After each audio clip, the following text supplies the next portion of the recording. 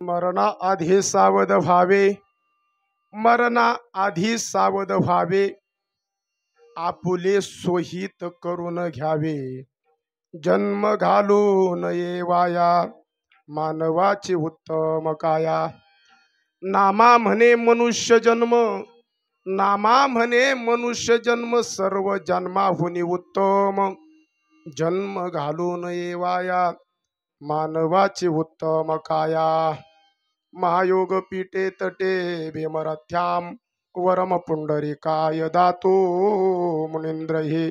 समागत तिष्ठन् तमानंद कंदम, परब्रह्मलिंगम भजे पांडुरंगम.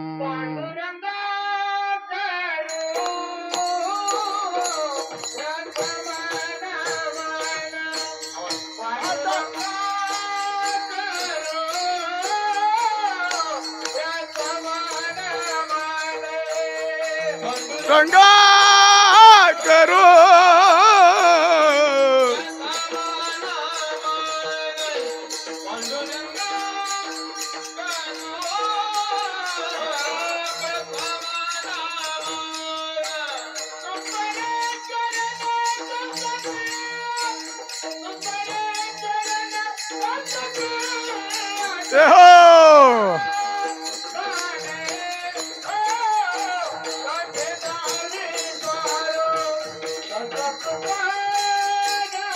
दान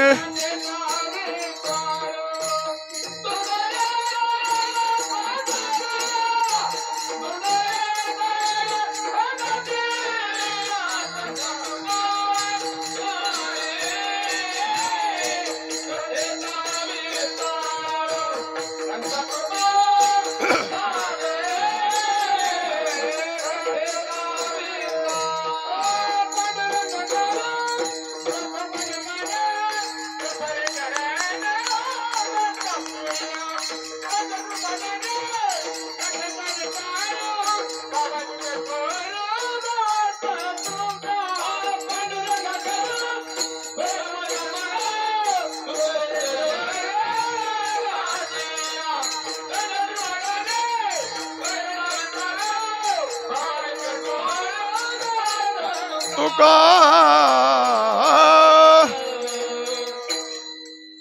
पांडुरंगा करू प्रथम नमन, दुसरे चरण संताच्या.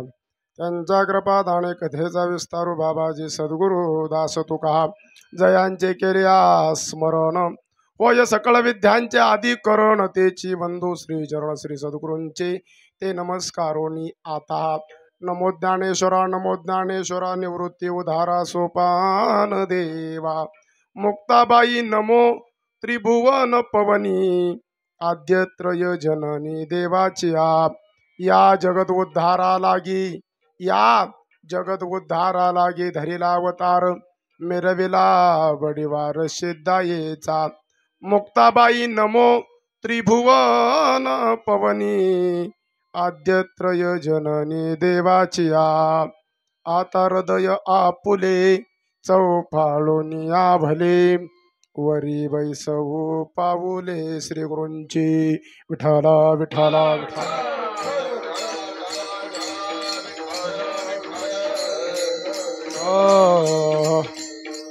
मरणा आधी सावध व्हावे, मरणा आधी सावध व्हावे, अपुले सोहित करून घ्यावे. जन्म घालून येवाया, मानवाची उत्तम काया. प्रस्तुत प्राप्त प्रसंगी प्राप्त स्थळी आजच्या या कीर्तन रूपी सेवे करता निवडलेला अभंग पंढरपूर निवासी पांडुरंग परमात्म्याचे अत्यंत जवळचे लढीवाळ आणि अत्यंत स्नेहाचे असणारे भक्त संत शिरोमणी संत नामदेव महाराजांचा असणारा हा 3 चरणाचा अभंग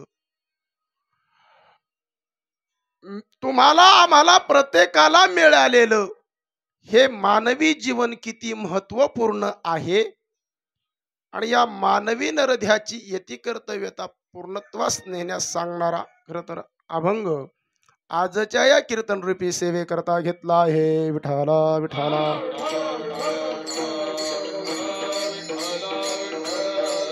हो, सेवेचा परिहार आपणा सर्वांना श्रोतच आहे. प्राप्त स्मरणीय कैलासवासी श्री संजय तुकाराम ठोंबरे, म्हणजे संजय आपल्या सर्वांचे कृपा असणारे सर्वांचे आप्पा. आणि आप्पांचं प्रथम पुण्यस्मरण या ठिकाणी संपन्न होतंय. 1 वर्षाचा कालावधी तुमच्या आमच्या सर्वांच्यातून जाऊन आप्पांना झालेला आहे. आजचं पुण्यस्मरण या ठिकाणी संपन्न होतंय. हे एका आगळ्या वेगळ्या भूमिकेतून संपन्न होतंय. कारण आजचं जे पुण्यस्मरण आहे हे कुणा सामान्य माणसाचं पुण्यस्मरण नाही, तर ज्यांच्या अंतकरणामध्ये देश प्रेमाबद्दल, ज्यांच्या अंतकरणामध्ये राष्ट्रप्रेमाबद्दलची जी प्रेमाची भावना ज्यांनी अंतकरणामधून जोपासली आणि खऱ्या अर्थानं आपल्या मुलाला देशाच्या सीमेवरती या भारत मातेच्या रक्षणार्थ, या देशाच्या रक्षणार्थ एका देशभक्ताच्या वडिलाचं पुण्यस्मरण आहे. हो, आणि म्हणून एका आगळ्या वेगळ्या भूमिकेतून आपणचं पुण्यस्मरण खरं तर आज संपन्न होतोय. 1 वर्षाचा कालावधी ज्यांना पूर्ण होतोय. आप्पांच्या जाण्यानं त्यांच्या असणाऱ्या परिवारामध्ये, त्यांच्या पाठीमागे असणाऱ्या परिवारामध्ये आप्पांच्या पत्नी गंगा भागीरथी या ठिकाणी लताताई संजयराव ठोंबरे, आप्पांचे चिरंजीव आहेत मारुती संजयराव ठोंबरे, सुनबाई आहेत प्रियांका मारुती ठोंबरे, मुलगी आहे सौभाग्यवती हेमलता आप्पासो चोरमले, दुसरी मुलगी आहे शिल्पा धनाजी दगडे, तिसरी मुलगी या ठिकाणी आहे चैताली महेंद्र खोरकर. त्याचप्रमाणे भाऊ आहेत मधुकर तुकाराम ठोंबरे, भाऊजे आहेत सुलोचनाताई मधुकर ठोंबरे, बहीण आहे कौशल्याताई बबनराव तरंगे, पुतण्या आहेत शरद मधुकर ठोंबरे, सुनबाई आहेत पूनम शरद ठोंबरे, पुतणी आहे शीतल रवींद्र घुले. त्याचप्रमाणे आप्पांच्या पाठीमागा असणारा सर्व त्यांचा आप्तेष्ट सर्व परिवार, या परिवारावरती सर्व प्रेम करणारे, या परिवाराचे सर्व हितचिंतक, सर्व वस्तीवरील ग्रामस्थ, गावातील ग्रामस्थ मंडळी आजच्या या कार्यक्रमाच्या निमित्तानं उपस्थित आहेत. ज्यांच्या माध्यमातून आजच्या या कीर्तनरूपी सेवेचा योग आला, त्या आपल्या ठोंबरे वस्ती आणि या ठोंबरे वस्तीवरील ज्या अंगणवाडीमध्ये ज्या सेविकाचं काम करतात अशा आमच्या त्या वहिनी आहेत. आणि या ठिकाणी परम आदरणीय हरिभक्तीपरायण मनीषाताई धुमाळ, या ठिकाणी धुमाळ मॅडमच्या माध्यमातून खरं तर आजच्या या कीर्तनरूपी सेवेचा योग या ठिकाणी संपन्न होतोय. विठाला विठाला.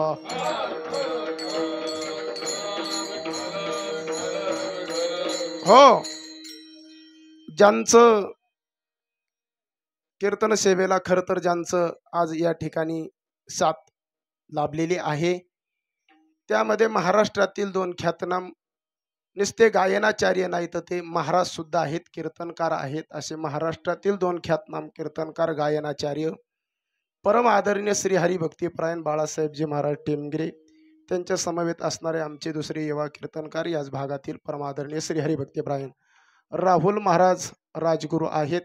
मृदंगाला जे साथ करतात ते महाराष्ट्रातील एक सुप्रसिद्ध मृदंग वादक परम आदरणीय हरिभक्तीपरायण आमचे चेतन महाराज टेमगिरे आहेत.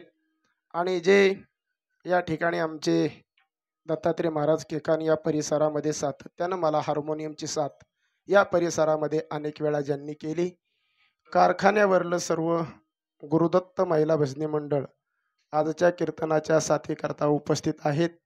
त्याच्यामध्ये आमच्या परम आदरणीय धापटीताई आहेत, त्यांच्या शेजारी आमच्या हरिभक्तीपरायण उमाताई गायकवाड आहेत, त्यांच्या शेजारी पडवीवरनं उपस्थित असणाऱ्या आमच्या हरिभक्तीपरायण सुनीताताई शितोळे आहेत, त्यांच्या शेजारी आमच्या हरिभक्तीपरायण जराडताई आहेत.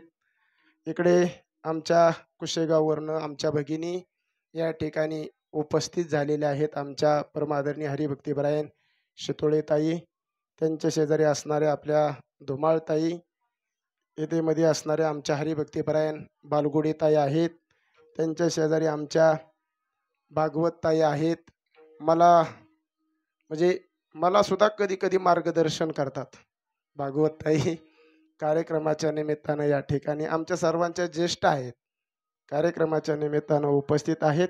आणि त्यांच्या शेजारी आमच्या गवळीताई उपस्थित आहेत. इकडे आमचा विना अनेक वेळा ज्यांच्याकडंच या परिसरामध्ये आल्याच्या नंतर असतो असे आमचे हरिभक्तीपरायण चंद्रराव मामा शितोळे आणि सर्व उपस्थित बसलेले. आता उपस्थित पुढे बसलेले म्हणजे सगळे जवळपास आता सगळे चेहरे माझ्या ओळखीचे आहेत. परंतु आता सगळ्यांचा उल्लेख करायचा म्हणजे इथंच 12 वाजतील. हो. आणि मग कधी कधी असा प्रश्न निर्माण होईल, मग महाराज तुम्ही याच्याकरता आलते का नेमके? हो. आणि वस्तीवरले सुद्धा आपल्या 2 ग्रामस्थ टाळकरी आमचे भाऊ या ठिकाणी उभे आहेत. आणि आता जे आपल्याला सगळ्यांना कॅमेऱ्यामध्ये घेतात, सगळ्यांना आता त्यांचं लक्ष आहे बारीक कॅमेऱ्यावर. महाराजांकडे त्यांचं ध्यान आहे, इकडं बसलेल्यांच्यावर सुद्धा ध्यान आहे. आणि मग ज्याने त्याने सावध व्यवस्थित बसलं पाहिजे, आता ते त्याच्यात घेणार आहेत ते आपल्याला प्रत्येकाला. आणि मग आपला चेहरा सुद्धा तसा फ्रेश असा दिसला पाहिजे, त्याच्यात यायचा आहे ना चेहरा. हो. त्याच्यामुळं असं सगळीच मंडळी कार्यक्रमाच्या निमित्तानं उपस्थित आहेत. सिस्टीम ज्यांची फार सुंदर आहेत. आणि म्हणून सर्वांनाच या ठिकाणी धन्यवाद या ठिकाणी व्यक्त करून आजच्या कार्यक्रमाकडे वळतोय. विठाला विठाला विठाला.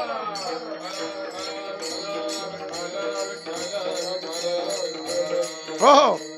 अभंग अभंग संत शिरोमणी संत नामदेव महाराजांचा आहे. अभंग अत्यंत महत्वाचा आहे. अभंगामध्ये संत नामदेव महाराज मानवी जीवनाची महती स्पष्ट करतात.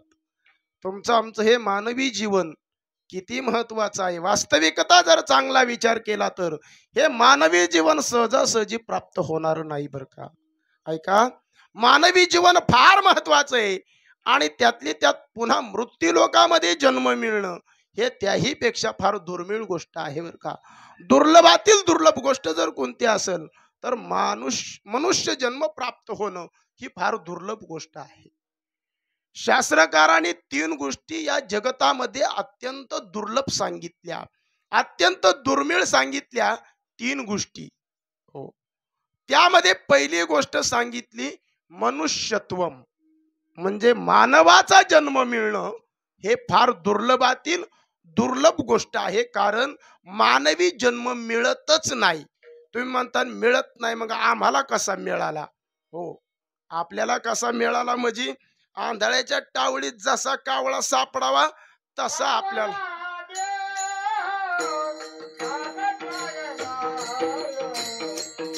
बोला हा देह गटाळीन्या टाळ टाळ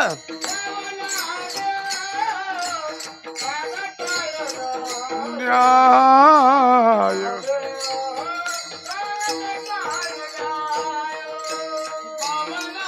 देह का गटाळी न्याय.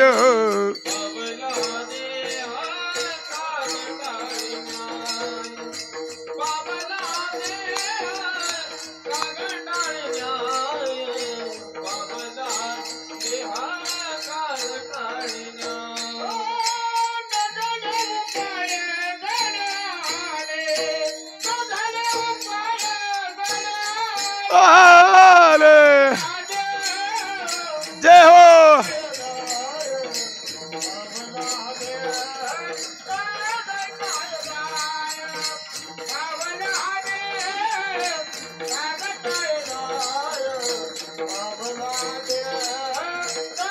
टाळी न्याय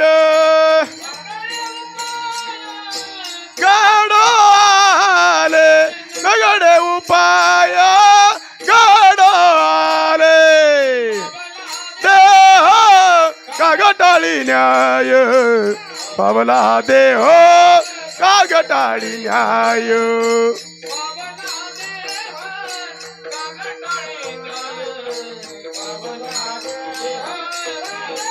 हो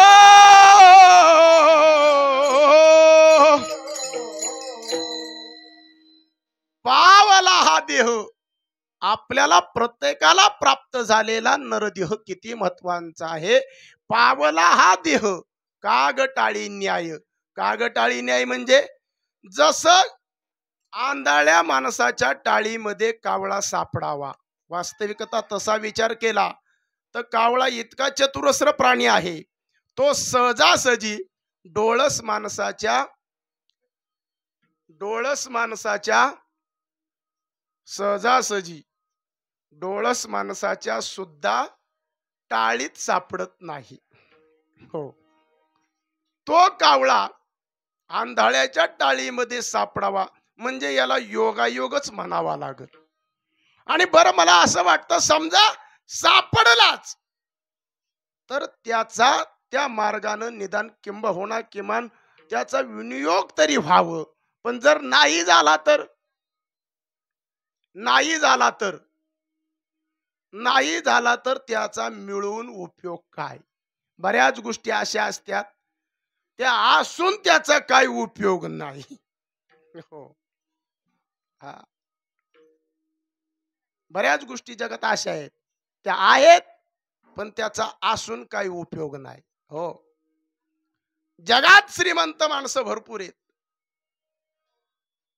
पण दान करण्याची जर कुठं इच्छा नसेल तर मला वाटतं ती श्रीमंती असून काही उपयोगाची नाही. हो, आपल्या खिशामध्ये संतोषदाजी असं समजा, आता तुमच्या खिशामध्ये 100 रुपयाची नोट आहे. पाटस मध्ये तुम्ही गेलात, फार तहान लागली आणि तहान लागल्याच्या नंतर तुम्हाला पुढे पाण्याचं दुकान दिसलं.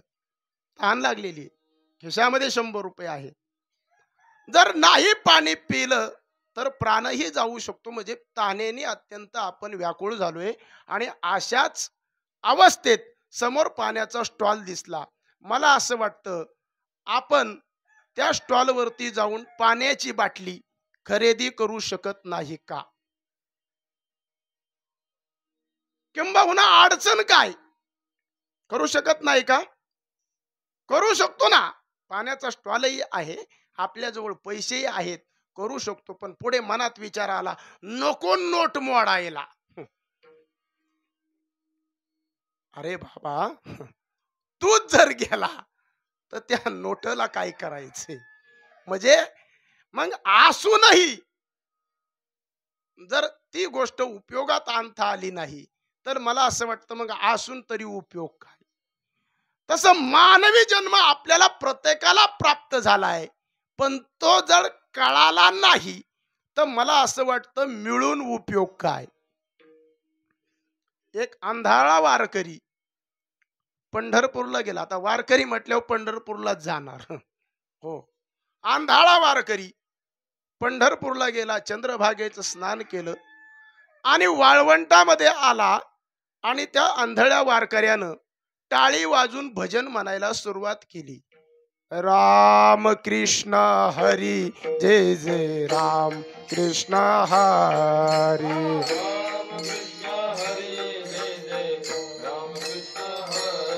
हो हो हो, त्या वारकऱ्यानं टाळी वाजवता वाजवता भजन म्हणायला सुरुवात केली आणि टाळी वाजवता वाजवता नाच अचानकपणे एक कावळा आणि त्या वारकऱ्यांच्या टाळीमध्ये सापडला.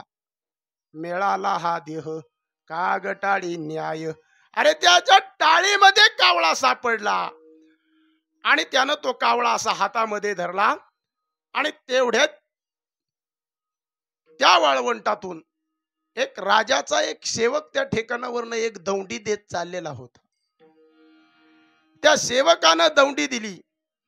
हजीर हो, ऐका, आपल्या नगरीमध्ये जो कोणी एक कावळा पकडल त्याला 50,000 रुपयाचं बक्षीस राजाने जाहीर केलंय आणि जो कोणी 2 कावळे पकडील ना त्याला 1,00,000 रुपयाचं बक्षीस राजे साहेबांनी जाहीर केलंय.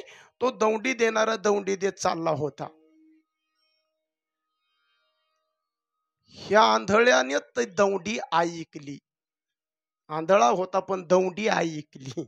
हो, एखादी गोष्ट जर कमी असेल तर माणसाला एखादी गोष्ट वाढवा असते. हो, त्याला त्यानं ते असं तो कावळा हातात आहे त्याच्या त्याने असा हात फिरवला, त्यानं त्याचं डोळं चापलं. आणि डोळं चापल्याच्या नंतर त्या आंधळ्याच्या लक्षात आलं की हा कावळा आहे. हो, आंधळ्या वारकऱ्यानं विचार केला, एक कावळा आपल्या हातात आहे आता, म्हणजे किती पैसे हातात आहेत? हा, अहो कावळा हातात म्हणजे तो म्हणला 50 रुपये, 50,000 रुपये हातात आहे. हो, आणि मनात विचार केला आंधळ्यानं, म्हणला काय राजा वेडा आहे. अरे कावळा पकडणं इतकी साधी सामान्य गोष्ट, आणि सामान्य गोष्टी करता 50,000चं बक्षीस. आता पकडतो म्हणला दुसरा, आणि लगेच राजाकडे जातो म्हणला 2 कावळे घेऊन, आणि 1,00,000 रुपयाचं बक्षीस म्हणला घेतो राजाकडून. म्हणून पहिला सापडलेला कावळा त्या आंधळ्या वारकऱ्यानं असा बगल मध्ये ठेवला. कुठं ठेवला? बगलत ठेवला. आणि पुन्हा भजन करायला सुरुवात केली टाळ्या वाजून. राम कृष्ण. काय झालं? आहा, आपलं कसं झालं आता? असंच वारकऱ्याचं झालं. भजन मानायला टाळी वाजून हात वर केला, तेवढ्यात पहिला जो सापडलेला तो निघून गेला. आणि ती वारकरी परत बिगरच्याच 5 वाजेपर्यंत भजन करीत बसलं. परत कावळा सापडला नाही. अरे पहिला जो मिळाला होता, पहिला जो सापडला होता ना, तो योगायोग होता. तुम्हाला आम्हाला हा मानवी जन्म प्राप्त झालाय ना, पहिला आणि शेवटचा हे डोक्यात ठेवा, योगायोग आहे हा. हो. फक्त आता त्या कावळ्यासारखं झालं नाही पाहिजे. मिळालाय, मानवी जन्म मिळालाय प्रत्येकाला. नामदेव महाराज म्हणतात, अरे मानवी जन्म आगळा वेगळा आहे हो, मिळत नाही. ब्रह्मादिकानं इच्छा केली मानवी जन्म प्राप्त व्हावा म्हणून, मिळाला नाही. इहलोकीचा हा देह देव इच्छिता ती पाय. देवांनी इच्छा व्यक्त केली आम्हाला मृत्यू लोकामध्ये मानवाचा जन्म प्राप्त व्हावा, पण त्यांना तो जन्म प्राप्त झालाच नाही. वैकुंठातल्या ब्रह्मादिकानं इच्छा केली मानवाचा जन्म प्राप्त व्हावा. ज्या सुका कारणे देव वेडावला, ज्या सुका कारणे देव वेडावला, वैकुंठ सोडून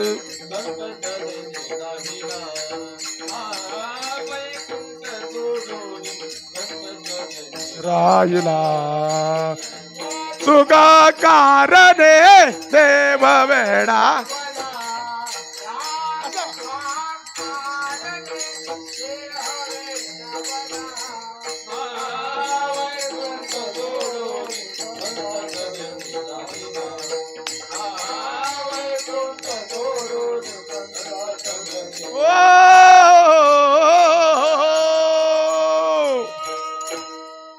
वैकुंठातल्या परमात्म्यानं इच्छा व्यक्त केली मृत्यू लोकात जन्म मिळावा.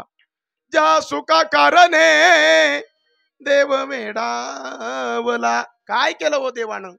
अरे परमात्म्यानं वैकुंठ सोडलं आणि तो परमात्मा मृत्यू लोकामध्ये आला. फक्त आला नाही तर परमात्म्यानं आमच्या पैठणच्या नाथ महाराजांच्या घरी श्रीखंड्याच्या रूपानं 36 वर्ष देव.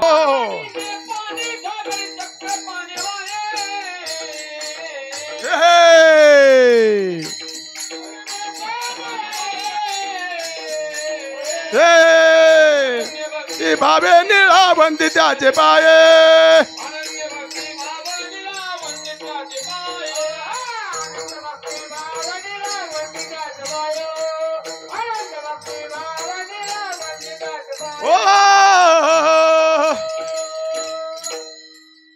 संत निळोबारायांनी त्या प्रसंगाचं वर्णन केलं. जागरी कावडीने पाणी चक्र पाणी वाही. हो, नाथ महाराजांचा एवढा अधिकार मोठा, साक्षात परमात्म्यानं कावडीनं पाणी नाथांच्या घरी व्हावं, याच काय कारण असावा. हो, बऱ्याच प्रसंगात आपण ऐकलो 36 वर्ष श्रीखंड्याच्या रूपानं काम केलं. का केलं हे महत्वाचं आहे. हो, काशीवरून आणलेली गंगा रामेश्वरावरती निघून होतण्या अगोदर वाळवंटामध्ये तरफडणाऱ्या गाढवाच्या मुखामध्ये ज्यांनी ओतली, प्राणी मात्रातला देव ज्यांच्या अंतकरणासमोर उभा राहिला, म्हणून एका कावडीच्या मोबदल्यामध्ये परमात्म्याला कितीतरी कावड्या पाणी त्या ठिकाणी ओतावा लागलं. हा संतांचा अधिकार आहे. म्हणून पैठणच्या नाथ महाराजांच्या घरी श्रीखंड्याच्या रूपानं माझा परमात्मा काम करीत होता. हो, ही सामान्य अधिकारातली माणसं नव्हती हो मुळात. त्यांच्या तुलनेत आपलं कुठं मांडायचं भक्तीचं बजेट. हो, मग इतका हा मनुष्य जन्म श्रेष्ठ आहे. परमात्म्याला वाटलं की मृत्यूलोकात जन्म मिळावा. चला, देवादिकाला मिळाला नाही, स्वर्गातले आमर आहेत त्यांनीही इच्छा व्यक्त केली, स्वर्गीचे आमर इच्छिताती देवा मृत्यूलोकी व्हावा जन्मा म्हा. मग त्यांना विचारलं, का हो स्वर्गामधून तुम्हाला मृत्यूलोकात यावं वाटतं, तुम्हाला स्वर्गामध्ये कमतरता कशाची? त्यांनी सांगितलं, भोगादी साधनं स्वर्गामध्ये सगळी भरपूर आहेत, पण भक्तीचं प्रेम सुख हे स्वर्गात मिळत नाही. आणि आम्हाला व्हायचंय मुक्त. म्हणजे मुक्त व्हायचंय, मग व्हा मुक्त स्वर्गात.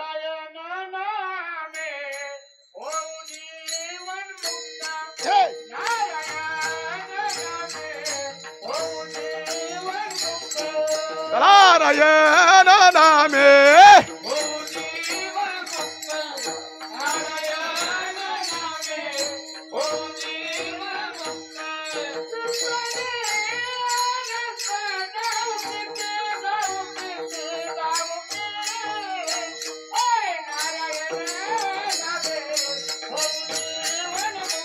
शाबाश शाबाश.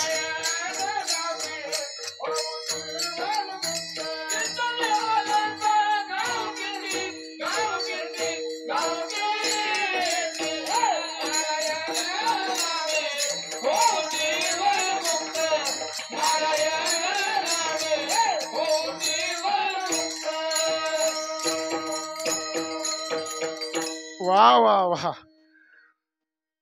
नारायण नामे आम्हाला व्हायचंय मुक्त. मग म्हटले व्हा स्वर्गात मुक्त. त्यांनी सांगितलं स्वर्गात मुक्त होता येत नाही, ज्याला मुक्त व्हायचंय ना त्याच्याकरता मृत्यूलोक सांगितलाय. मग म्हटले व्हा मुक्त. त्यांनी सांगितलं स्वर्गात मुक्त होता येत नाही, आम्हाला व्हायचंय मुक्त. आता नारायण नामे होऊ जीवन मुक्त, कीर्तनी अनंत गाऊ गीती. म्हणले मृत्यूलोकात त्याकरता जन्म मिळावा लागेल, आणि मृत्यूलोकातच फक्त मुक्त होण्याची जी प्रक्रिया आहे ना ती फक्त मृत्यूलोकातच आहे. मृत्यूलोकाच्या व्यतिरिक्त परत प्रक्रियाच नाही. हो, आणि म्हणून जे काही साध्य करायचंय ते फक्त मृत्यूलोकातच साधायचे. मिळालेला मानवी जन्माची पूर्णत्वाच ज्याच्यामध्ये आहे, आणि ते फक्त या नरध्याला आल्याच्या नंतर या मृत्यूलोकातच साध्य करता येईल बरं का. इतर ते साध्य करता येणार नाही. जीवनामध्ये समर्थ सद्गुरूचा सिद्ध पुरुषाचा जीवनामध्ये वरदहस्त प्राप्त व्हावा. हो, मग आज का सिद्ध पुरुष नाहीत का? आज का सिद्ध पुरुष नाहीत का? तुम्हाला जर आजच जर सिद्ध पुरुष पाहिजे असतील तर तुम्ही कधीतरी कर्जत तालुक्यात श्री क्षेत्र मांदळीला जा. त्याही ठिकाणी आजही सिद्ध पुरुष आहेत. सिद्ध पुरुष आहेत, आजही आहेत. हो, 25-26 वर्षापूर्वी सच्चिदानंद संत श्रीपाद बाबा, सच्चिदानंद संत रामदास बाबा का सिद्ध पुरुष नव्हते का? हो, हेही सिद्ध पुरुषच होते. थोडस अजून थोडं पाठीमागे गेलो, संत बाळू मामा का सिद्ध पुरुष नव्हते का? संत बाळू मामा ही सिद्ध पुरुष होते.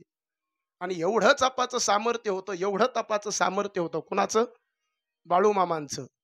अरे घोंगडी जर निस्ती फिरवली ना आकाशाक तोंड करून तर पाऊस पडत होता, आणि पडणाऱ्या पावसाला जर पुन्हा थांबवावं अशी इच्छा जर झाली ना, पुन्हा घोंगडी उलट्या दिशेने वर फिरवली की पाऊस थांबत होता. काय पाहतोय आपण? हे काय काय काय साधी तपश्चर्या नाही. पावसाला बोलवणं थांबवणं.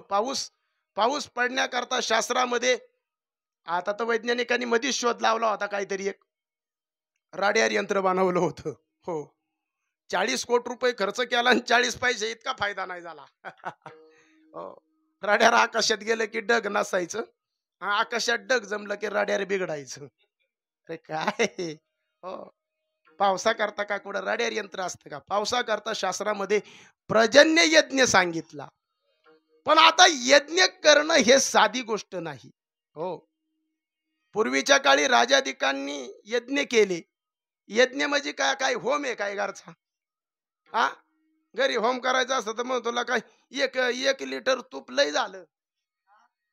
अरे पूर्वी यज्ञ 4-4 महिने चालायचे. हत्तीच्या सोंड सारखी गावरान तुपाची धार त्या यज्ञामध्ये आहुतीला असायची. सतत सतत बालुदाजी, सतत यज्ञामध्ये हत्तीच्या सोंड सारखी गावरान तुपाची धार बंद करायची नाही.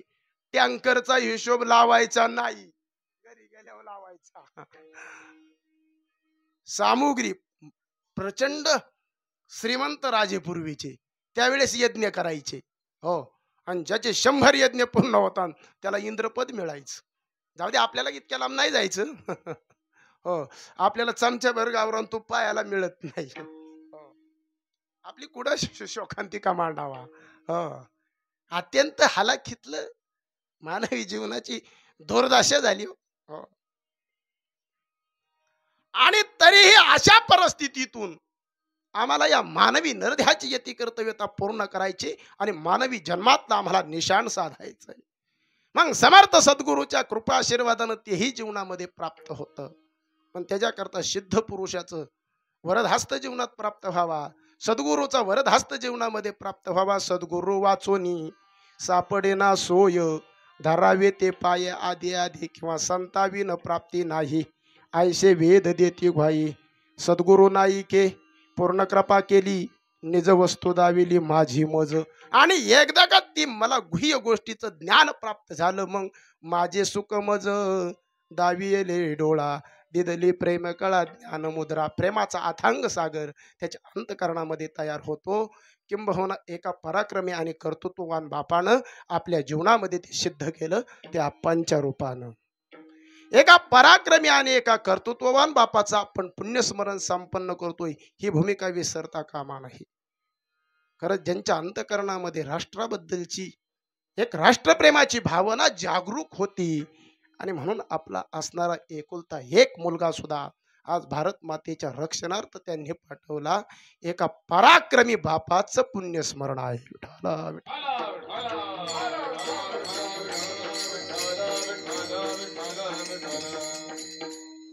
एकुलता एक असणारा तळ हाताच्या प्रमाणे जपलेला माझा पोटचा गोळा आहे, माझं पोटचं लेकरू आहे. त्याला आईन प्रसंगी 3-3 दिवस झोपावं लागतं. कधीतरी तुम्ही एखाद्या सैनिकाच्या समोर जाऊन बसा कधीतरी आणि थोडस त्यांच्या जीवनाचं आत्मपरीक्षण करा. सांगावाच लागत नाही हो, त्या सैनिकाच्या चेहऱ्यावरती पाहिल्याच्या नंतर त्याच्या चेहऱ्यावरले भाव, सगळ्या गोष्टी आपल्याला त्या गोष्टीचा उल्लेख होतोय. अगदी मी मगाशी 2च मिनिटं फक्त फेटा बांधता बांधता 2च मिनिटं भाऊ माझ्यापाशी उभा राहिला. एक वाक्य बोलून दुसऱ्या वाक्याकडे मी जात असताना भाऊच्या डोळ्यात पाणी आलं. ह्या गोष्टी जाणवतात, तो प्रकर्षतेने जाणवता. ज्या बापानं मला घडवण्याकरता ज्यानं अहोरात्र प्रयत्न केला, रात्रीचा दिवस केला, ऐन प्रसंगी मोलाला यशाच्या शिखरावरती जाताना पाहिजे ही प्रत्येक बापाचं स्वप्न असतं. आणि म्हणून तो बाप अहोरात्र प्रयत्न करीत असतो. आणि म्हणून ह्या बापानं सुद्धा आपल्या पराक्रमाची बाजी लावून अनेक संघर्षाचा सामना आपल्या जीवनामध्ये करून मुलाला भारत मातेच्या रक्षणार्थ पाठवलं.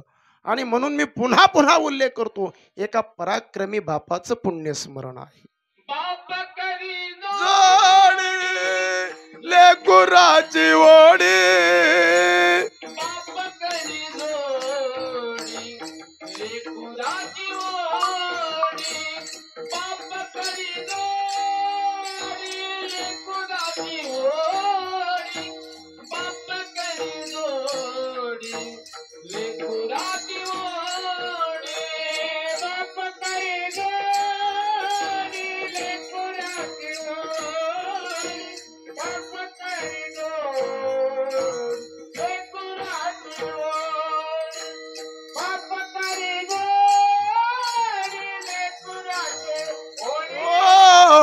जोडी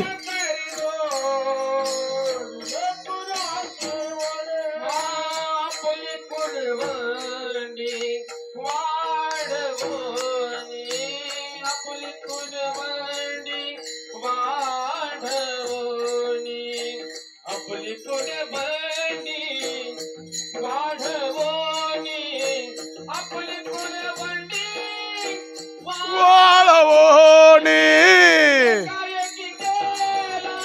मिराशीचा धनी एकाएकी गेला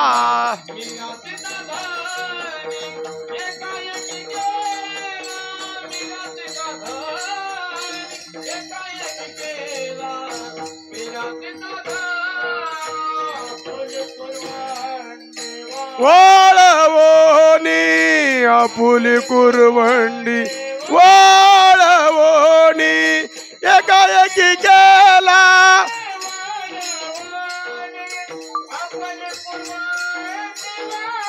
वाळवणी एकाएकी गेला राजीचा धनी एकाएकी गेला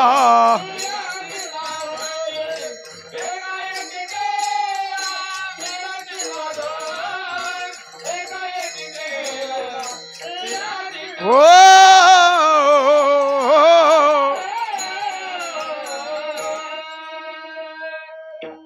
बाप करी जोडी लेकुराची ओढी आपुली कुरवंडी वाळवणी एकाएकी केला हो काय एकाएकी केला मिराशीचा धनी कडिये वागवणे भार खांदी या मृत्यूलोकातलं तुमचं आमचं जाणं हे तुमच्या आमच्या हातात नाही आणि मृत्यूलोकातलं येणंही काही तुमच्या आमच्या हातात नाही हो या मृत्यूलोकामध्ये फक्त जाण्याचा आणि येण्याचा अधिकार ज्यांना आहे त्यांना म्हणावं संत बस मृत्यूलोकात यायचं मृत्यूलोकातलं कार्य आटपलं की मृत्यूलोकातून जायचं म्हणजे येण्याचा आणि जाण्याचा स्वतंत्र अधिकार ज्यांना आहे ते स्वइच्छ प्रारब्धवादी तत्वामध्ये संत मोडतात संतांना येण्याचाही अधिकार आहे संतांना जाण्याचाही अधिकार आहे तुम्ही म्हणता संत स्वतःहून येतात संत जातानाही स्वतःहून जातात आले कशा करता एकाच वाक्यात त्याचं फक्त एकच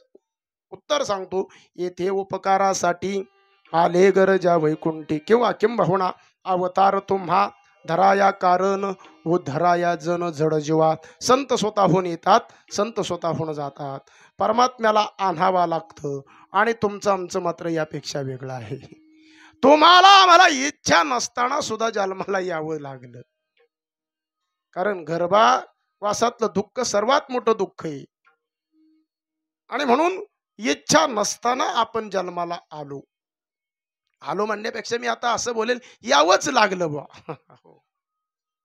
इच्छा नसताना आलो बरं इच्छा नसताना आल्याच्या नंतर त्यानं जाताना कसं जायला पाहिजे म्हणजे एखाद्याची काम करण्याची जर इच्छा नसलीच आणि बळच जर समजा त्याला बोलावला तर काम नीट करतो का होतो हा आमच्या वडिलांचं बायपासचं ऑपरेशन झालं आता हे सगळे पाहुणे मंडळी आहेत समोर बसलेले हे सगळ्यांना माहिती झालं 2 वर्षापूर्वी आणि मला काही रान वाढता येत नाही म्हणून आमचे वडील म्हणले ते एक शेजारचा माणूस आहे त्याला बोलून आण मी म्हणलं मीच ओढतो येडवा नाही म्हणले येडवाकडं तर जमत नाही बरं ठीक आहे म्हणलं त्याला आणतो बोलून त्याला आणलं म्हणजे मी सांगितलं म्हटलं उद्या रान वाढायला ये तो म्हणला येईन पण मी 500 घेतो मी म्हटलं अहो दिन ना 500 देईन पण तुम्ही येणार किती वाजता तो म्हणला मी 10 वाजता येईन आणि मग मी म्हटलं जाणार कधी तो म्हणला मी 4 वाजता जाईन 10 ला येईन 4 ला जाईन चांगलं आहे ना मग मी म्हणलं 500 म्हणल्यावर बरं आहे मग या म्हटलं मग मी 10 वाजता येईनच म्हणलं आता तो त्याच्याबरोबर जायचं शेतात 10 वाजल्या मग म्हणलं येईनच आता 10:30 झाल्या घडी काही येईना 11 वाजल्या तरी बी घडी येईना मी फार वेळ म्हणजे 11:15 वाजल्या हो, 11:15 वाजता गडी घरून निघलेला मी पाहिला. म्हणलं गडी निघलाय आता. पण नका म्हणलं आता वाजल्या पार 11:15. आता वावरात येस्तोर वाजवीन 12 आणि जाताना म्हणीन द्या 500. आला. म्हणले चला. आम्ही म्हणलं तुम्ही 10 वाजता येतो म्हटले होते. म्हणलं मग जाऊ का माघारी? आता अरे जातो कुठं? हा, हो लय मजुराच्या लय पाया पडावं लागतं. जाऊ का माघारी? आता माघारी कुठं जातो? म्हणलं आलाय तर चल ना माग कुठं. न्याला बा रानवाडा ओढलं त्याने रान. आणि आता 4ला जायची बोली होती ना, पण यायला आपल्याला 2 तास लेट झाले म्हणल्यावर किती वाजता जायला पाहिजे त्याने त्याच्या मनाने निदान. हा, किती वाजता लईच बोतर निदान झालता समजा बा लेट, पण 1 तासभर लेट सुट्टी. अहो 4ला बोली होती तो 3लाच निघाला. आता मी म्हटलं का हो, एक तर तुम्ही येताना 12ला आला. बरं ठीक आहे तरी बी काही नाही. पण म्हणलं अहो निदान मी असं म्हणत नाही बा तुम्ही 2 तास लेट आला म्हणून 1 तास लेट जा. पण अहो आपली टायमिंग कितीच आहे निदान. तुम्ही तुमच्या तोंडाने बोलला होता किती वाजता जाईन? 4 वाजता जाईन. म्हणलं आता 3 वाजल्यात, तुम्ही आता 3लाच निघाला. तो म्हणला मग येताना उशीर केलता मग जाताना कशाला करू? शबासर पठ्य म्हणलं. म्हणलं तुझ्या घरी एखादी माळा असली तर आनंद मला घालून हो मा गुरु. येताना उशीर केलता मला मग जाताना कायला करू? हा, इच्छाच नव्हती मुळात. त्याची गोष्ट अशी त्याची काम करायची इच्छाच नव्हती. पण आम्ही त्याला लई बळजबरी केली. नाही तुम्ही याच. त्याची इच्छा होती का? इच्छा नव्हती म्हणून तू एक तर लेट आला आणि लवकर निघाला. मृत्यू लोकात तसं झालंय तुमचं आमचं. इच्छा नसताना आपण आलोय, मग आता जाताना कसं जावं? पण रमला, मृत्यू लोकात आला आणि इथंच रमला. इतका रमला आता जाऊ वाटाना. सारी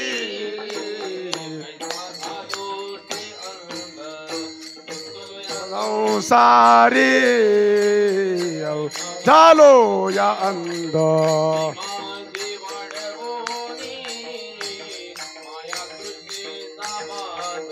मी माझे वाढवोनी माया तृष्णेचा बांध.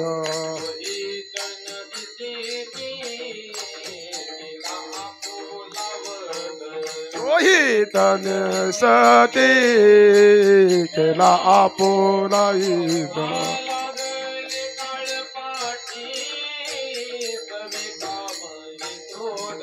लागला काळ पाठी काम करू धडुते.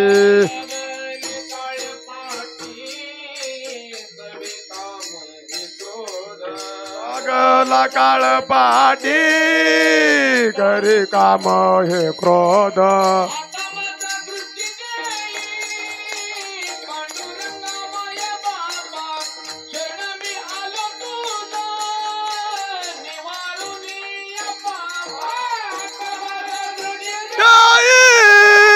पांडुरंग माया बापा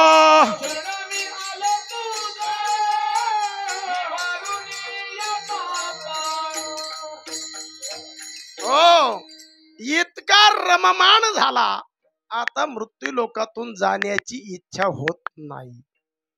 पण तरी सुद्धा हे सगळं सोडून एक दिवस आपल्याला अनंताच्या प्रवासाला जायचंय हे मात्र निश्चित आहे. हो, कोण कधी नंबर ज्याचा त्याचा ठरलेला आहे. तारीख ठरली, वाळ ठरलाय, वेळ ठरलाय, ठिकाण ठरलंय, प्रत्येकाचं फिक्स झालंय. फक्त जायचंय अनंताच्या प्रवासाला प्रत्येकालाच. मग या मृत्यू लोकातलं मिळालेलं हे मानवी जीवन ब्रह्मादिकाला मिळालं नाही, स्वर्गातले आमरे त्यांना मिळालं नाही. आणि म्हणून मी 3 गोष्टी जगातल्या दुर्लभ सांगत होतो. त्यापैकी पहिली गोष्ट सांगत होतो मनुष्यत्व, मानवी जन्म दुर्लभ आहे. महाराज म्हणतात तो अनायासे तुम्हाला आम्हाला प्राप्त झाला. पण भगवंत म्हणतात अर्जुना आहा कटकटा भोखटे हे मृत्यू लोकेचे फराटे. अरे अर्जुना, अर्जुना अवचटपणे आला शेगा. अर्जुना, तू या मृत्यू लोकात अचानक आला आहे. मिळालेला हा मानवी जन्म म्हणून महत्वाचा आहे. या देहाच्या फक्त आता पारमार्थिक क्रिया साधताना या देहाच्या बांधोडीनं पडिजे, सुखदुःखाच्या सागरीनं बुडजे, सुख सुख रूपा घडे माझ्याच ठाई. पण मग अर्जुनाने प्रश्न केला, देवा सगळं जगत मग तुझी भक्ती का करत नाही? आहे देख मनुष्य जात सकळ स्वभावताच भजनशील, हे मान्य आहे. पण मग आज सगळीच माणसं देवाची भक्ती करताना दिसतात का मधुमामा? नाही दिसत. का दिसत नाही याचं कारण आहे. का दिसत नाही? आहे देख स्वभावताच भजनशील, हे ठीक आहे. पण मग भक्ती करताना सगळेच दिसत नाही, याचं कारण काय?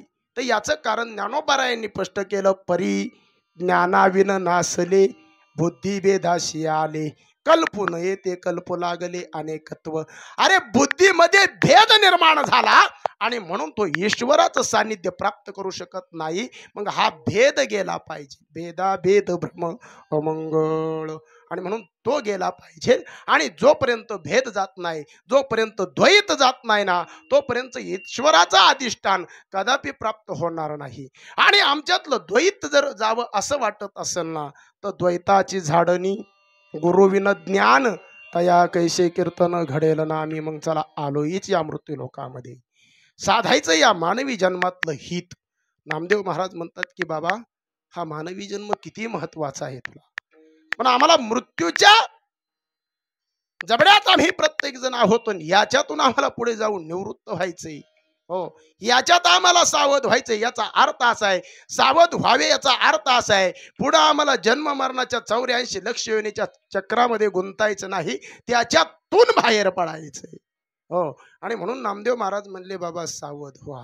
कारण येणंही मृत्यू लोकातला आपल्या हातात नाही, जातानाही नसणारे. म्हणजे इच्छा नसताना आलो आणि आता मरताना तरी काय कुणाला वाटतं का पटकुनी मरावा म्हणून? हा, डॉक्टर केर गेले आणि डॉक्टरने जर सांगितलं ना तुम्हाला चहा पिता येणार नाही, ते म्हणले का चहा पिता येणार नाही? ते म्हणले का म्हणजे तुम्हाला डायबिटीज आहे? ते म्हणले बघ उद्यापासून चहा बंद. हो, चहा महत्वाचा का जगणं महत्वाचं आहे? अरे बाबा जगणं महत्वाचं आहे. चहा एवढा महत्वाचा आहे का? आणि किती अपेक्षा आहे जगण्याची, किती अपेक्षा आहे जगण्याची, पण जगून काय करावं हे कळलं तरच जगण्यात आनंद आहे गड्या, नाही तर काय उपयोग त्याचा तरी. हो, एका कैद्याला फाशी शिक्षा सुनावली. म्हणजे आता तुला फाशी द्यायची ना, असा गळफास तयार केला कैद्याचा आणि त्याला त्या गळफासापाशी नेऊन उभा केला. कुणाला? अय कीर्तन ऐकत आहे ना? कुणाला? का जाऊ घरी? कैद्याला गळफास असा तयार केला आणि कैद्याला तिथं नेऊन उभा केला. त्यांनी पाहिलं का, म्हणलं आता ह्यो गळफास येत मा मुंडकं गुतवलं म्हणजे मी मेलोच. तो पाहतोय समोर आणि तिथं नेऊन त्याला उभा केल्यावर म्हणले सांग तुझी शेवटची इच्छा काय?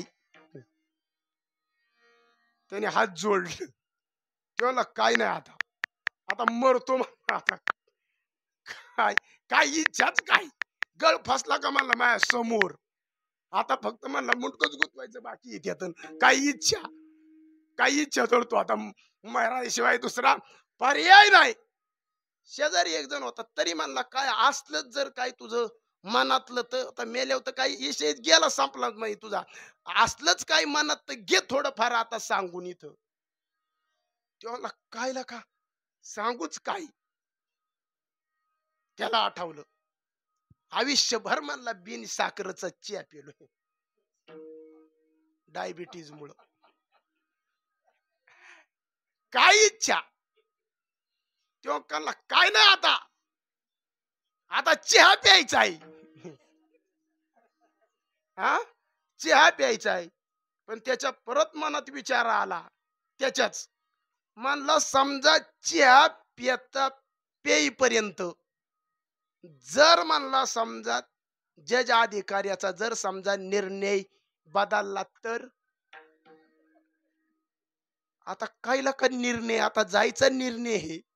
हा, त्याच्या मनात आलं जर निर्णय बदलला तर, आणि त्यांनी लगेच आवाज दिला, ऐ पण चहा करणाराला सांग मला डायबिटीज आहे म्हणून. म्हणजे इतकी अपेक्षा कशाची, जगण्याची. मरावं कुणालाच वाटत. आणि बरं मी म्हणतो समजा एखाद्याला वाटलंच तरी काही लगेच मरण आहे का हो? वाटलं समजा एखाद्याला मरावाच बो आता, अरे लगेच मारता येत नाही. हो, कारण इथला नियमच तसा आहे. कलियुगात मानवाला 100 वर्षाचा आयुष्य आहे. प्रत्येक माणूस 100 पर्यंत जात नाही हा भाग वेगळा, पण शिक्कामोर्तब झाला 100 वर, नाही का. कंपनीचा आवरेज आपल्याला प्रत्यक्षात मिळालेला आवरेज फरकच आहे ना. हो, मला विचारलं गाडी घेतल्यावर सर्व्हिसिंगला गेल्यावर तिथं त्या मॅनेजरने म्हणले गाडी आवरेज कशी काय देते. म्हणलं कायची कशी काय देते, लबाड बोलता. म्हणले काय झालं, तुमचं किती आहे म्हणलं कंपनीचं. म्हणलं 36. मला म्हणले तुम्हाला किती देते, मी म्हणलं 32. मग मग म्हणले अहो कंपनीचं 36. मी म्हणलं कंपनीचं 36 कसं काय, आम्हाला 32 मिळतंय म्हणले. अहो नाही, ते म्हणले आता कसं आमचं आमचं कसं असतं म्हणलं. ते म्हणले आमचं आम्ही इंजनाची क्षमता पाहून त्याचं अवरेज ठरवतो. म्हणलं इशीत बसून अवरेज कळतं का इथं, असा कॅनेलच्या रस्त्याने की म्हणलं रोडने पटांगणाने. मग तुला कळन भाऊ खड्ड्यात रस्ता आहे का रस्त्यात खड्डे आहे. तुला काय इथं बसून शिक्का ठोकायला सही करायला इशीत इशीत बसून. तद्वतः तद्वतः मानवी जन्माची तीच भूमिका आहे. दिला आम्हाला 100 वर्षाचं आयुष्य, मोकळ्या मनानं झालं 100 वर्षाचं, पण 100 पर्यंत माणूस जात नाही. आणि तसं 100 वर्षाचं आयुष्य म्हणजे उगा आपण मागून घेतलेलं आहे. ते म्हणतात कसं घेतलं बुवा, खरं तर आपलं आयुष्य 40 वर्षाचं बरं का. आपलं आयुष्य 40 वर्षाचं. एकदा असं झालं, सृष्टीच्या उत्पत्तीच्या सुरुवातीला 4 प्राणी निर्माण झाले. मनुष्य प्राणी निर्माण झाला, बैल निर्माण झाला, कुत्रा निर्माण झाला आणि घुबड निर्माण झालं. ही 4 प्राणी निर्माण झाले आणि चौघं जन्माला आल्या. चौघांची मीटिंग पाटस मध्ये बसली. हा, निस्त्या मीटिंगा बसत्यात, व्हायना तर काहीच नाही. मीटिंग बसली चौघांचीच. हा, आणि त्यांनी विचार केला, म्हणले का रे आपण मृत्यू लोकात जीवन जगतोय गाड्या म्हणले, पण जगायचं किती वर्ष. हा, ते म्हणलं ही बरोबर आहे. नाही मग बरोबर नाही, ही बरोबर करावं लागेल म्हणले, कुणी किती वर्ष जगायचं. मग बरं म्हटलं मग एक काम करा म्हणले, चला आपण ब्रह्मदेवाकडे जाऊ. सगळ्यांनी त्यांचा प्रस्ताव तयार केला आणि ब्रह्मदेवाकडे गेले. ब्रह्मदेवाने विचारलं काय रे, म्हणले काय नाही आमचे जरा काम आहे, हे तुमच्या आमचा प्रस्ताव घेऊन आलोय. त्यांचा प्रस्ताव पाहिला ब्रह्मदेवानी, त्याच्यात त्यांच्या मागण्या होत्या. लगा म्हणले तुमच्या मागण्या ब्रह्मदेवाने सांगितलं मला लगेच नाही मंजूर करता यायच्या. ते म्हणले मग, म्हणले आमची मंत्रिमंडळाची बैठक व्हावा लागेल. आमच्या बैठकीत निर्णय झाल्यावर तुम्हाला निर्णय, का तुम्ही आला की लगेच निर्णय, लगेच निर्णय नाही. ते म्हणले मग कधी येऊ, म्हणले या 8 वाजता सकाळी. ह्यांना सकाळी 8ला बोलवलं, गडी पाठच त्याच्या दरबारात हजर. घ्यायचं म्हणल्यावर माणसं घेण्याच्या बाबतीत खूप तत्पर आहेत, देण्याच्या बाबतीत माणसं तत्पर नाही. आमच्या इथं सोसायटीचं वाटप असलं ना, गडी गंध लावून सोसायटीच्या हापीस पुढं दिवस उगवायच्या आतच हजर असतात वाटपा दिवशी बरं का उत्तमदाजी. वाटपा दिवशी गडी गंध लावून दिवस उगवायच्या आधीच हापीस पुढं हजर. आणि ज्या दिवशी भरणा असतो ना, भरणा, चेअरमनने फोन केला ना सभासदांना, सभासद आउट ऑफ कव्हरेज एरिया, सध्या रेंजच्या बाहेर आहेत. हो, कारण घेण्याच्या बाबतीत माणसं तत्पर येतो, देण्याच्या बाबतीत माणसं तत्पर नाही. तसं यांना ब्रह्मदेवाकडून आयुष्य घ्यायचं होतं म्हणून हे तत्पर होते. 4लाच गेले हजर. दरबार उघडला, ह्यांना बोलावलं दरबारामध्ये. काय तुमची मागणी, म्हणले कालच आमचं. त्यांचा प्रस्ताव पाहिला, त्यांच्यात त्यांचं असं म्हणणं होतं आम्ही कुणी किती वर्ष जगायचं, आम्हाला आयुष्य मर्यादा ठरवून दिली नाही. आणि मग ब्रह्मदेवाने सगळ्यांना बसवलं आणि हे पहा म्हणले तुम्हाला सगळ्यांना चौघांना सुद्धा तुम्हाला समसमान आयुष्य घेऊन टाका. ते म्हणले समसमान म्हणजे किती नेमकं, म्हणले काम करा सगळ्यांना 40-40 वर्षाचं आयुष्य घेऊन टाका सगळ्यांना. आणि 40 वर्षाचं आयुष्य दिलं, 4ही गडी नाराज. आता ब्रह्मदेवालाही कळना आयुष्य जास्त झालं का कमी झालं, म्हणून ब्रह्मदेवाने पहिल्यांदा बैलाला उभं केलं. म्हणले का रे बाबा तू नाराज दिसतो, तुला 40 वर्षाचं आयुष्य कमी झालं का जास्त? तो म्हणला जास्त झालं राव. काय करायचं एवढं 40 वर्ष? उन्हातानाच्या ऊसाच्या टायर गाड्या वाढायच्या. हा, आणि फार हो म्हणले, फार आमच्या जन्माची फार बेकारी, सांगता येत नाही, बोलता येत नाही. नको 40 वर्षाचं आयुष्य, काय करायचं? म्हणला 20 वर्षाचं कमीच करा डायरेक्ट. अरे पण म्हणले द्यायचं कुणाला? द्यायचं कुणाला म्हणले, एक नंबरचा हावरट प्राणी कोण? माणूस. आणि माणूस म्हणजे आपण. आपण म्हणलं येऊ द्या. बैलाचं 20 आपण घेतलं, किती झालं? 60 झालं. शाबास. गणित चांगलं दिसतंय तुमचं. हा हा. 60 वर्षाचं आयुष्य. कुत्र्याला विचारलं, का रे तू नाराज, तुला आयुष्य कमी झालं का जास्त? तेव्हा म्हणला, राव लय झालं 40, काय करायचे 40? मग काही माणसं लय इज्जतीत बोलतात, होय राव म्हणले आम्हाला, याच्या दारात जावा त्याने म्हणाव. हा हा, ते तुम्ही म्हणावं. माणसं फार काय म्हणले, आम्हाला इज्जतीत बोलत नाही, आम्हाला नकोच 40 वर्षाचं. मग म्हणले 20 आपलं बी कमी करा. अहो पण द्यायचं कुणाला? अरे एक नंबरचा हावरट प्राणी कोण? माणूस. आणि माणूस म्हणजे आपण. आपण म्हणलं येऊ द्या, आपण गाळच नाही, येऊ द्या. ब्रह्मदेवाला वाटलं का ह्यो आता थांबन मग थांबन, थांबायचं नाव नाही याचं. किती झालं? 80. गणित चांगलंय तुमचं. हो. राहिलं गुबाड. त्याला त्याला उभा, का रे तू बी लय नाराज आहेस? तेव्हा मग काय करायचं एवढं 40 वर्ष? राव म्हणला, आम्हाला दिवसा दिसत नाही, आमची लय पंचायत आहे म्हणला रात्रीची सुद्धा. मग म्हणला मग कमी करा आपलं 20. अरे पण द्यायचं कुणाला? एक नंबरचा हावरट प्राणी कोण? माणूस. आणि माणूस म्हणजे आपण. आपण म्हणलं येऊ द्या. किती झालं? हा, 100. गणित चांगलं आहे तुमचं. किती झालं? 100. असं आपल्याला मिळालंय मानवाला आयुष्य 100 वर्षाचं. मग 40 वर्षापर्यंत माणूस जोरात जीवन जगतो. तुम्ही म्हणता जोरात म्हणजे? जोरात म्हणजे तो कोणाला विचारित नाही, त्याला कोणी विचारित नाही. कवर 40 वर्षापर्यंत. आणि एकदा का 40 ओलांडली, मुलाचं 2 हाताचं 4 हात झालं म्हणजे काय? म्हणजे काय झालं? हा, काय झालं? म्हणजे मुलाचं 2 हातात 4 हात म्हणजे मुलाचं एकदा का लग्न झालं, मग मुलगा होतो कारभारी. आणि मग तो मुलगा ह्या वडिलाला सांगतो 40 नंतर, बर का बाबा, म्हटले काय, आता तुम्ही रानात जायचं नाही. म्हणजे तुम्ही कुणाच्या मैतील जायचं नाही, 10व्याला जायचं नाही, 13व्याला जायचं नाही, वर्ष सरादाला जायचं नाही, सभेला जायचं नाही. का? त्रास होतो म्हणून जायचं नाही. कधी? 40 नंतर. 40 नंतर बाबांनी सभेला जायचं नाही, वर्ष सरादा म्हणजे प्रवास करायचा नाही. मग 40 नंतर बाबांनी कुठं जायचं? 40 नंतर बाबांनी जायचं रानात. रानात जायचं म्हणजे काय, आंब्या झाडाखाली झोपाय जायचं का? रानात जायचं याचा अर्थ असा आहे, 40 ते 60 वर्षाचं आयुष्य बैलासारखं काबाड कष्ट करायचं. आयुष्य कोणाचं घेतलंय? कीर्तनकार जरी असला तरी त्याला सुद्धा सुट्टी नाही. एक नाम नाम है वो. नाही तर कधी असं होतं, मला असं म्हणला मुझ में बैलासारखं काबाड कष्ट वाट्याला 60 वर्षापर्यंत. आणि एकदा का 60 झाली की उलटी बारी द्यायला सुरुवात करत. हो, तिथं सरकार सुद्धा ठेवीत नाही. सरकार 58ला चले जाऊचा आदेश काढतंय. हो, पोपटदाजी कितीला आदेश काढला? 58ला. म्हणले 58 झालं ना भाऊ, जा बरं घरी. हो, 58लाच घरी. 60 सुद्धा होऊन देत नाही. त्यांना माहिती 60 झाल्यावर घोटाळा होतो. हो, 60च्या नंतर 60 ते 80 वर्षाचं आयुष्य, 60च्या पुढे टाकाला की तवर बाबाला 2-4 नातू सांभाळाय आलेला असतात.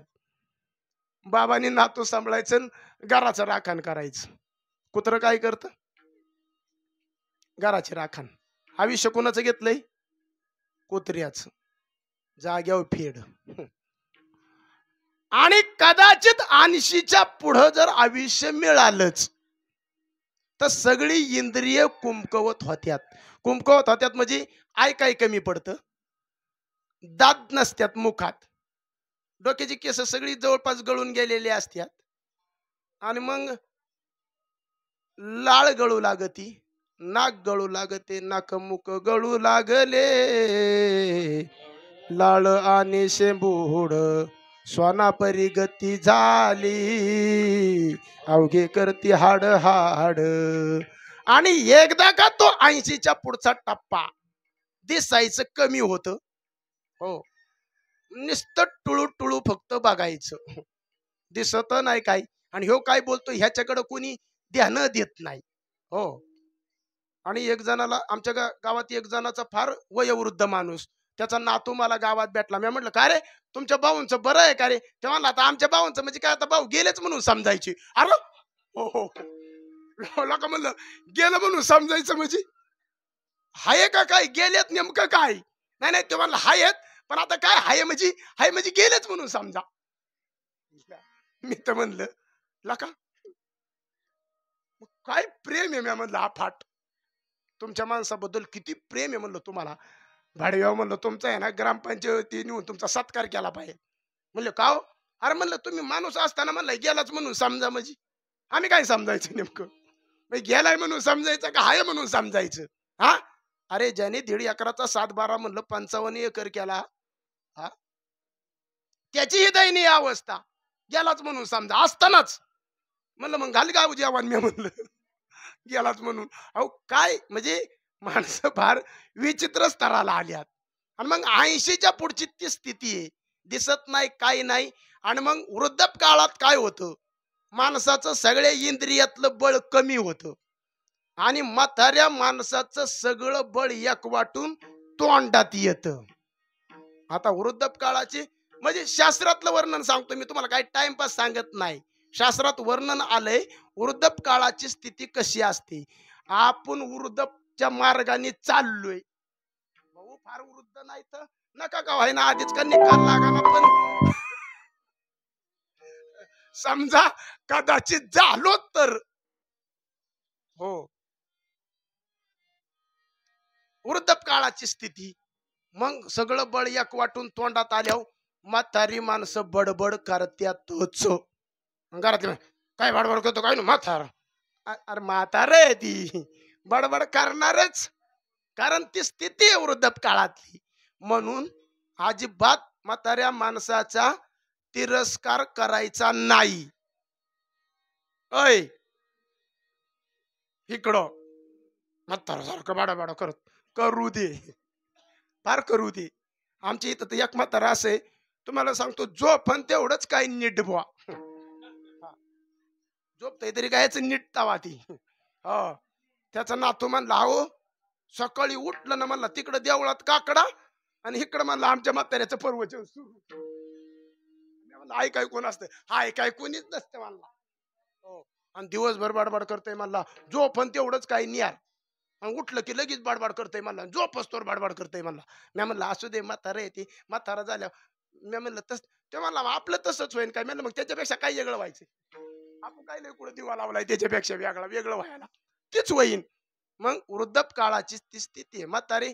आणि म्हाताऱ्यांनी बी जरा जजमेंट ठेवायचं, मोकार नाही सुटायचं. हा म्हाताऱ्यांनी बी जरा थोडं आपलं जजमेंट तोडून राहायचं व्हायचं. आलं का लक्षात? हो ही असा समन्वय साधला तरच मानवी जीवन महत्वाचं आहे. मिळत नाही गड्या, आपल्याला मिळालंय म्हणून कोणी मराय. बरं काय वेळेस माणसाला असं वाटतं मेलेलं बरं. अहो मेलेलं अजिबात बरं नाही, मेल्यावर लय हालेत. हितच बरं आहे, हितच चांगलंय, अजिबात मेल्यावर बरं नाही. म्हणजे कोणाला वाटत असेल मेल्यावर बरं म्हणून मरायचा. अरे विचार सुद्धा आणू नका, आल्यावर थांबता येणार नाही, हेही तितकं सत्य आहे. हो म्हणून मानवी जन्म अत्यंत महत्वाचा आहे. समर्थ सद्गुरूच्या कृपा आशीर्वादानं आम्हाला या मानवी नरध्याची यती कर्तव्यता पूर्ण करायची. नामदेव महाराज म्हणतात आम्हाला सावध व्हायचंय, सावध व्हायचंय आणि सावध झाल्याच्या नंतर आपलं स्वहित साध्य करायचंय. अभंगाच्या प्रथम चरणात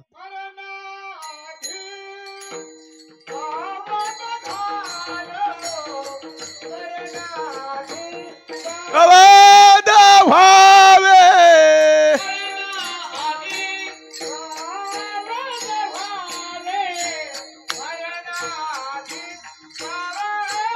भावे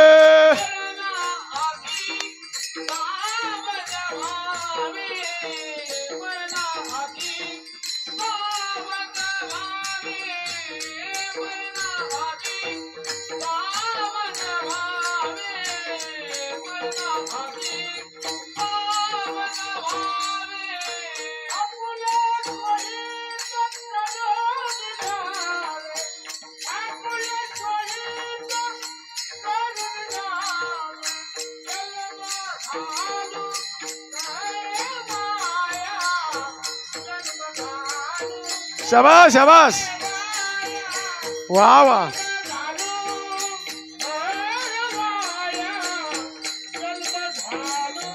नाय वाया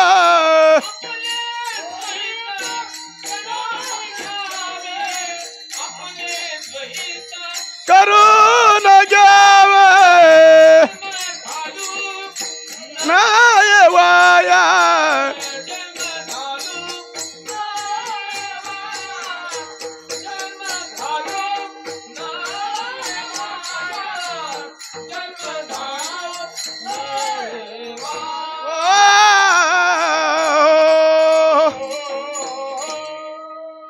जन्म घालून नये वाया. ऐका महाराज म्हणतात मरणा आधी सावध व्हावे. सावध व्हा गड्या हो, कारण काळ तुमच्या आमच्या प्रत्येकाच्या पाठीमाग लागलाय. सावध होई बापा काळ लागला मापा. बाबा काळ कुणा करता थांबलेला नाही. काळ घडी घडी काळ वाट याची पाहे अजून किती आहे अवकाश. म्हणून आम्हाला समर्थ सद्गुरूच्या कृपा आशीर्वादानं या मृत्यू लोकात सावध व्हायचे. सावध झालो सावध झालो हरीच्या आलो जागरणा. आता सावध झालो मरणा आधी सावध व्हावे. झालो आपले स्वहित करून घ्यावे. मानवी जीवनाचं स्वहित जिथं आहे अहम ब्रह्मास्मी मी ब्रह्मस्वरूप आहे. हो मी आणि ब्रह्म वेगळा नाही. ही मानवी जीवनाची स्वहिताची खूण आहे. हो मी ब्रह्मस्वरूप आहे. जसं अंधाऱ्या खोलीमध्ये बल्ब लावल्याच्या नंतर अंधार नाहीसा होतो आणि प्रकाश तयार होतो. आणि जर पुन्हा बल्ब काढला की अंधार काय होतो? अंधार तयार होतो. मला सांगा मग बल्ब लावल्याच्या नंतर अंधार निघून जातो का? आणि बरं बल्ब काढल्यावर लगेच त्याला कसं कळतं लगेच काढलाय म्हणजे लगेच येतो? तो येतही नाही आणि तो जात नाही. प्रकाशापुढं तो अंधार काय होतो? अंधारच प्रकाश स्वरूप होऊन जातो. तो कुठे जात नाही. तो अंधारच प्रकाश स्वरूप होऊन जातो. म्हणजे जसं रोग्यासह रोगाची निवृत्ती म्हणजे परमानंद शाश्वत सुखाची प्राप्ती आणि आत्यंतिक दुःखाची निवृत्ती. जिथं रोग्यासह रोगाची निवृत्ती. एका माणसाला रोग झाला. काय झालं? ऐ कीर्तन ऐकत आहे ना?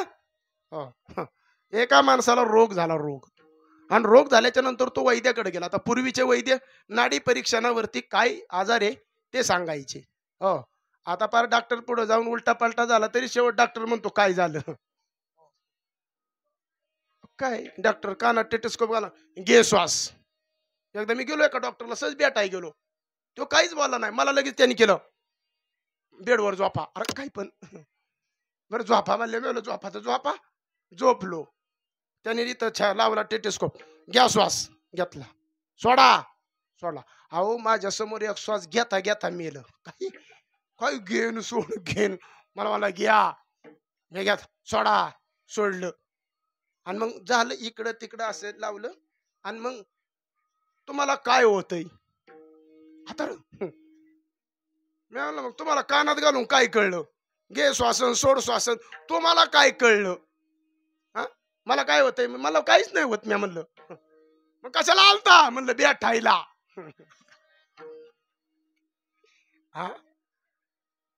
काय तसं पूर्वीचे वैद्य असे नाडी परीक्षणावरती काय झालं ते लगेच सांगायचे.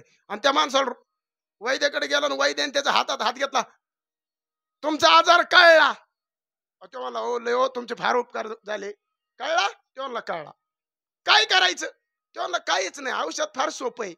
अहो ते म्हणला मग फार हो बरं झालं. अहो पण सोपं म्हणजे नाही डॉक्टर, ते वैद्य म्हणला फार सोपं. नाही ते मला सोपं असेल पण तरी काय करायचं? अरे काय नाही, औषध फार सोपं आहे. सोपं? मग काय काय करू काय? ते वैद्याने सांगितलं काय नाही बास, फक्त उद्याच्याला माझ्याकडे येताना 1 लिटर वाघिणीचं दूध घेऊन ये. ते म्हणला पटलं. पटलं आपल्याला. ते म्हणले कसं काय पटलं? अजून तुम्हाला औषध द्यायचंय. नाही ते म्हणला तरी मला पटलं. ते म्हणले तुम्हाला औषध दिलं नाही अजून. ते म्हणला तरी मला पटलं. का? राहू म्हणला, मला तुम्ही वाघिणीचं दूध आणायला लावलंय.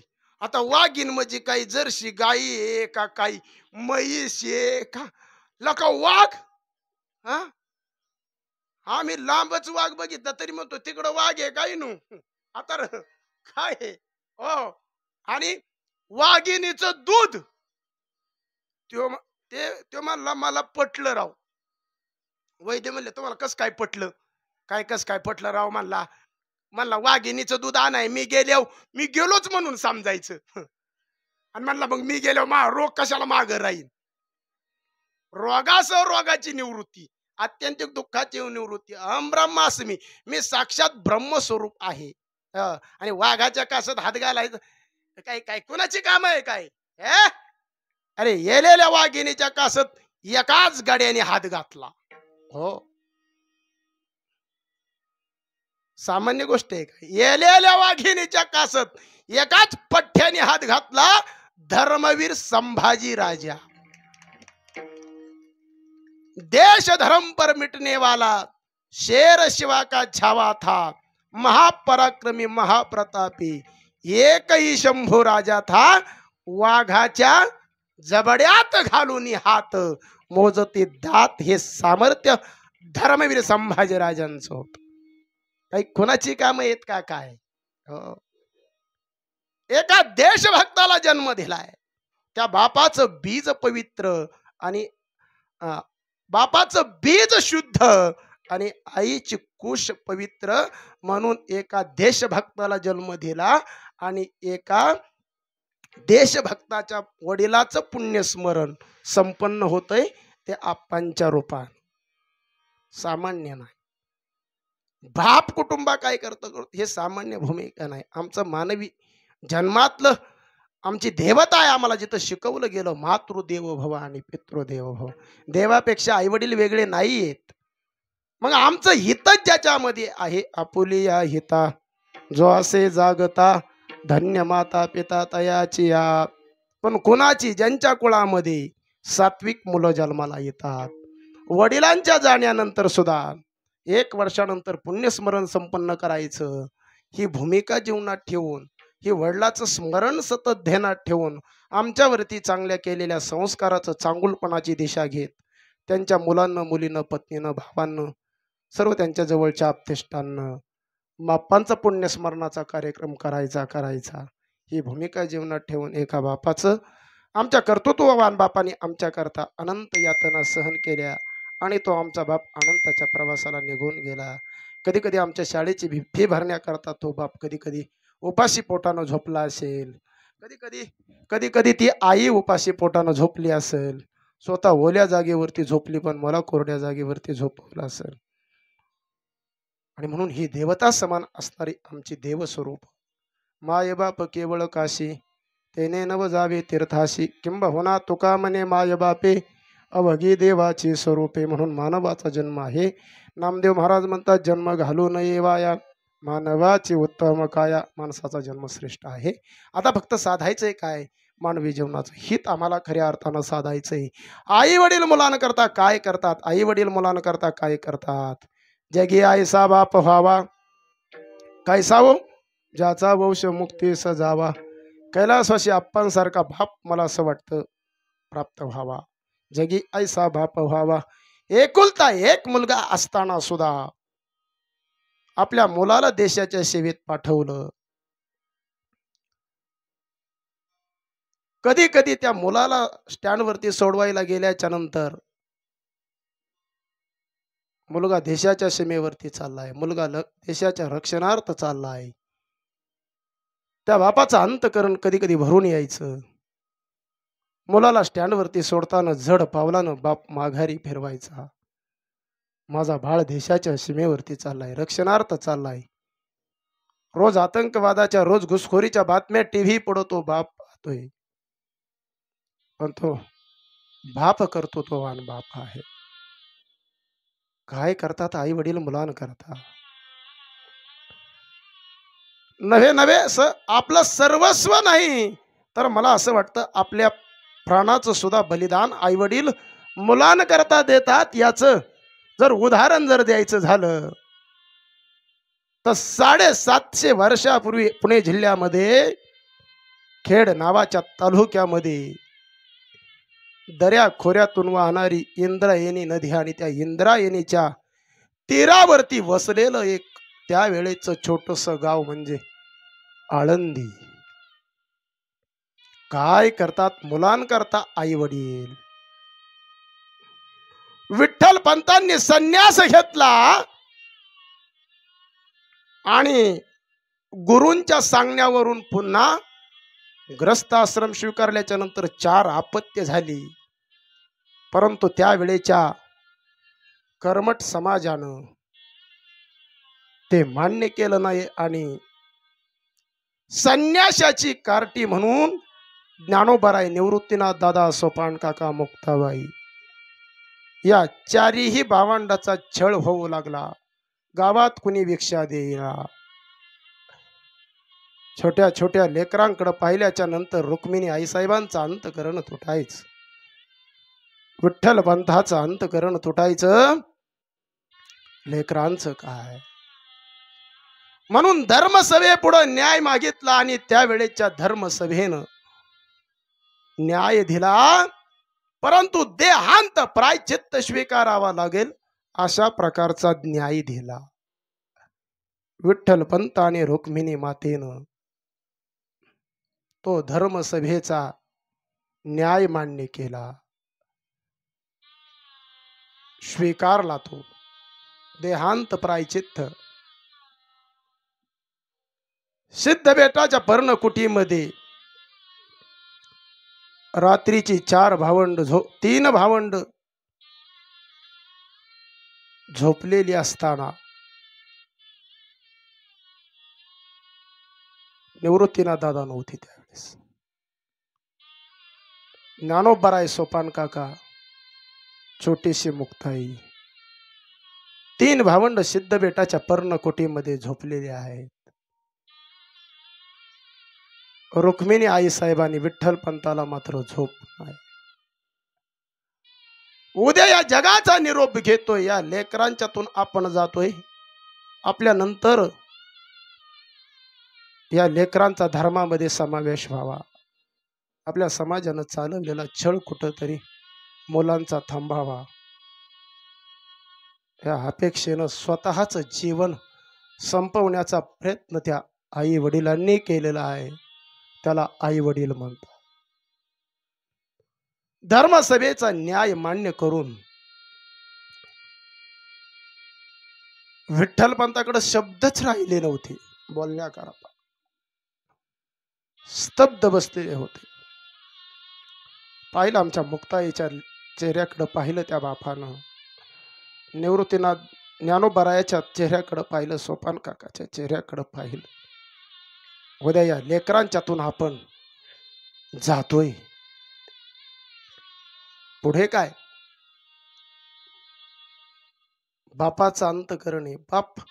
बाप कधी रडताना दिसला नाही हो, पण ज्यावेळेस त्याची मुलगी मंडपामध्ये उभी असते ना आणि त्यावेळेस कुठंतरी सावधान शब्द त्याच्या कानावरती येतो ना, त्यावेळेस मात्र त्या बापाच्या डोळ्यामध्ये पाणी येतो. हो, तो बाप आहे, तो बाप.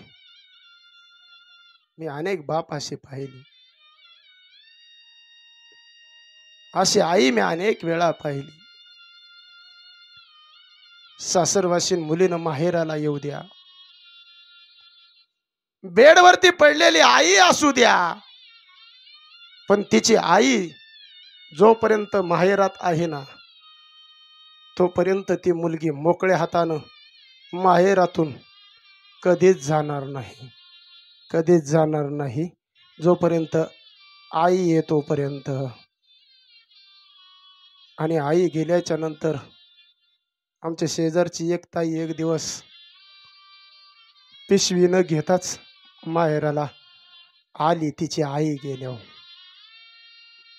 आणि म्हणून मी त्या ताईला विचारलं, ताई पिशवी नाही आणली तू? तिने सांगितलं, आईच नाही. पिशवी काय, मी काय आईकडून काय नेण्याकरता पिशवीत आणत नव्हते. आईने मला काय दिलं हे महत्वाचं नाही, तर मला आईने जे दिलंय ना त्याच्यामध्ये आईचं प्रेम किती आहे ना ते मी साठवण्याचा प्रयत्न एका सासरवासीन मुलीनं केला. त्या दिवशी त्या मुलीचा बाप रडला. बाप रडतो, देहांत प्रायचित्त स्वीकारायचे विठ्ठलपंत.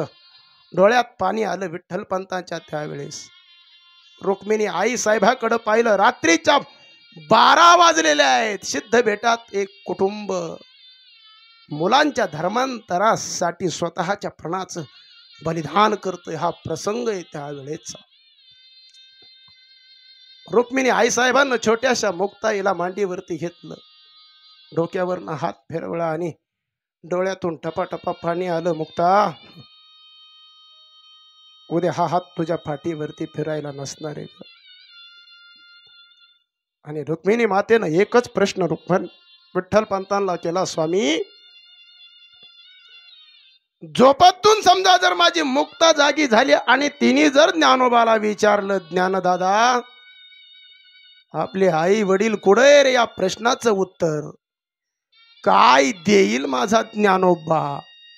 या उत्तरानं रुक्मिणी माता रडायला लागली.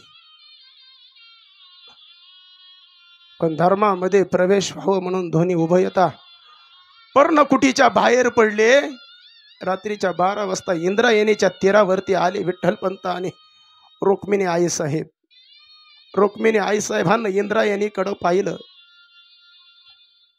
जड अंतकरणानं पुन्हा आपल्या पर्णकुटीकडे पाहिलं. पुन्हा रुक्मिणी आई साहेब पर्णकुटीच्या दाराजवळ गेली. पुन्हा माझ्या मुक्ताईच्या तोंडावरनं हात फिरवला. पुन्हा ज्ञानोबाच्या तोंडावरनं हात फिरवला.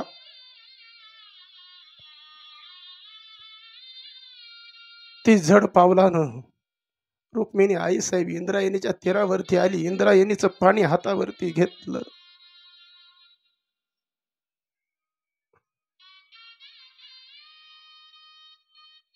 आपल्या हातातलं पाणी आणि इंद्रायणी मातेला साद घातली. आजपर्यंत मी त्या लेकराची माय होते.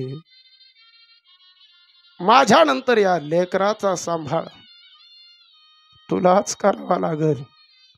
एका नदीला साद घातली. शांत वाहणारी इंद्रायणी उसळ्या मारायला लागली. विठ्ठलपंत आणि रुक्मिणी आई साहेबाच्या जाण्यानं इंद्रायणी रडायला लागली.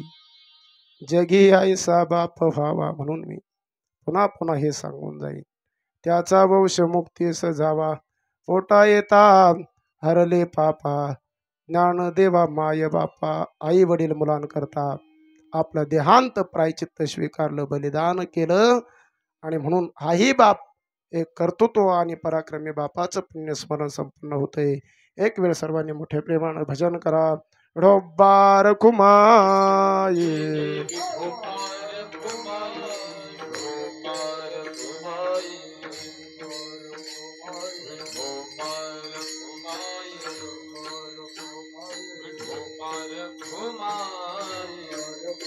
चला हार घेऊन चला पुढे. टाळे टाळे ढोबार घोमा